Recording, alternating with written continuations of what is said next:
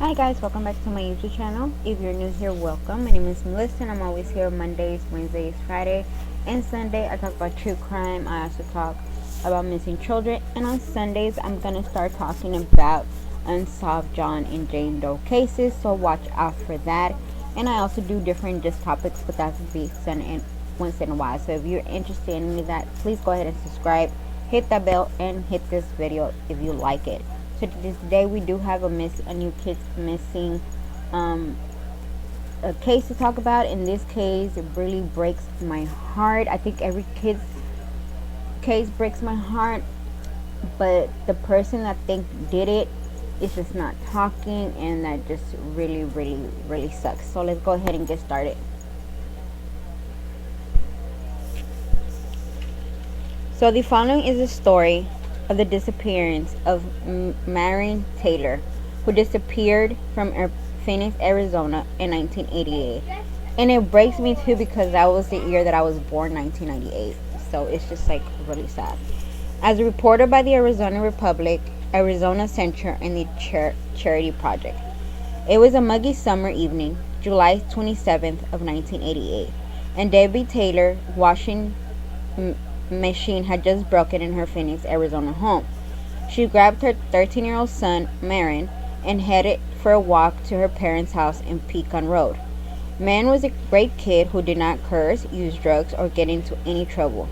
He enjoyed baseball and attending Southminster Preston Church, according to the Charity Project. As Myron walked along with his mother, he told her he was thirsty and wanted to grab a soda. She told him to go over to the OK Fish and Chips market on the 16th Street and then catch up to her. Debbie walked towards her parents' house. Myron walked in the direction of the store. Once Debbie arrived at the Pecan Road address, it was full of family and grandchildren as usual. Her parents had owned their home for over 50 years and enjoyed their large family. When everyone asked where Myron was, Debbie advised he was right behind her. An hour went by and Myron still had not shown up. The family assumed Myron went to his usual Bible study class. He would grab his best friend, and each week the two attended class at the Southminster Preston. When 9:30 arrived, Bible was over. There was still no sign of Myron. The family knew something was wrong and contacted the police. A huge investigation was launched into Myron's disappearance. He was one of three high-priority missing children cases in the Phoenix area at the time, according to authorities. Lana Watt, an employee of OK Fish and Chips, told authorities Myron came to the market. She said he purchased a wild cherry soda. He gulped that down and purchased a second soda, but left before he left, according to AC Central. She said he was very polite and nothing seemed unusual. Lana said when Myron left, he headed towards Pecan Road in the direction of his grandparents' house. A tipster came forward and said a local drug dealer was bragging about the molesting and the killing of Myron. The man inside this information was correct, but when checked out, none of it proved to be true, according to authorities. The man was upset and his girlfriend left him for the drug dealer and wanted revenge. So I usually don't put pictures on my YouTube. I barely, I've been trying to upload and how to learn how to edit, and I'm not really that good at that. So I like to show the pictures, so I'm going to show the pictures through my phone. And this is him when he went missing. This is him right there, and that's how he looked when he went missing. There has been much speculation about what happened to Myron. I believe his mom owed money to someone. Nikisa Brown, Mary's best friend, told the Arizona Republic. All the information checked out. Detective Jones told the Arizona Republic that these accusations and the mother aren't supported. Debbie's younger sister Sandra has her doubts, report AC Central. Sandra said her sister had a drug problem and Debbie often wasn't able to care for her children. Mary and his brother lived with Sandra in Scalde, Arizona during the school year. Each summer they would stay with their mother. Myron had just returned home for the summer and had only been with Debbie for a month when he vanished. Sandra said Debbie was dating a man named Geddes Miss, who was a known drug dealer, report AC Central. She said the night that Myron vanished, Geddes showed up at their parents' house with his arm in a sling. When everyone asked him what happened, he told them he was bitten by a dog. He then helped search for Myron. Gettysburg became a suspect in Myron's disappearance. He was sore. He had nothing to do with the case.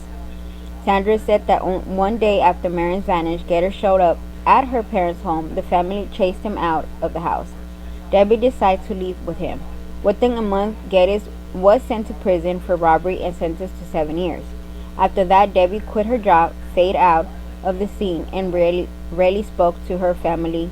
They were unaware of where she lived most of the time. According to her sister, Debbie was not looking for her son, Myron. She died of cancer in 2002. All I know is that if it was my son who was missing and I wasn't looking, something is wrong, Sandra told AC Central.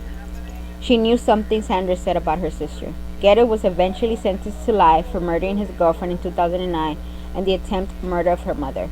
Myron has never been found. Myron was 5'5" to 5'6" and weighed around 106 to 116 pounds when he vanished.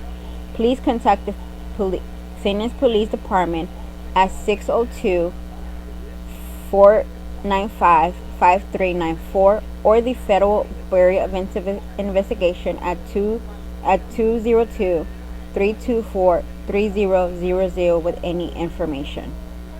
And this is how he looks if he's still alive today. And don't worry, guys, I would put the name and the information in the description below. And like I said, I don't want to blame the mom. Especially now that she's gone, and hopefully she's resting in peace. But I think she knew more than what she was saying. And like her sister said, if that was her son, or even if that was one of our sons or kids, we would look for them nonstop. So for her to not just stop, something had to be going on. And the ex-boyfriend probably knows something, because how are you gonna show up to a house with your arm and a dog? Really a dog that you used to use? No, I think there was more to the story, and I really hope that this family gets some answers and they find his body or find him alive, because it's I could not imagine what these families go through every single day, not knowing what happened to their loved ones, especially when it's a missing child. This is why I do these cases, and this is why I dedicate my Fridays to talk about these cases, because it breaks me, and I don't wish this upon anybody. How do you sleep at night not knowing where your child is, if they're alive or they're dead, and you keep, I've heard stories of families has gone through that, they keep the hope. Yeah, they have this little part of them that they know that child is gone and they're dead, but they keep that hope that they could be found. And it breaks me, and this is why I do this. I may not have a lot of subscribers, I may not get a lot of views, but that's not going to stop me from talking about these cases no matter what. I will see y'all Sunday with a new case.